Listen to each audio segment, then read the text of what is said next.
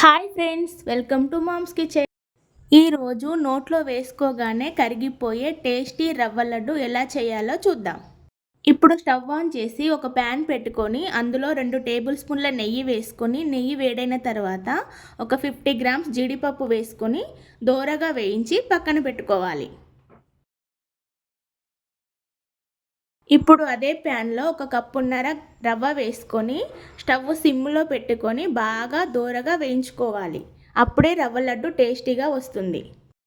ఇందులో half cup కొబ్బరి పొడి కూడా వేసుకొని పచ్చి వాసన పోయేంత వరకు బాగా వేయించుకోవాలి.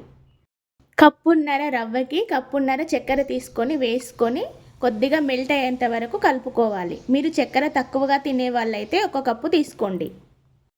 చక్కెర కొద్దిగా మెల్ట్ అయ్యేంత వరకు కలుపుకొని అందులో కొద్దిగా ఇలాచీ పౌడర్ కూడా వేసుకొని కలుపుకోవాలి.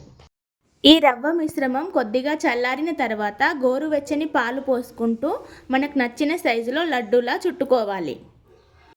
ఇలాగే అన్ని లడ్డూలు చుట్టుకోవాలి. ఈ ప్రాసెస్లో చేయడం వల్ల లడ్డు చాలా జ్యూసీగా స్మూత్గా వస్తుంది. పిల్లల నుంచి పెద్దల వరకు అందరూ చాలా ఇష్టంగా తింటారు. మీరు కూడా ఒకసారి ట్రై చేసి ఎలా వచ్చిందో కమెంట్స్లో చెప్పండి. మరిన్ని రుచికరమైన రెసిపీస్ కోసం మా ఛానల్ని సబ్స్క్రైబ్ చేసుకోండి.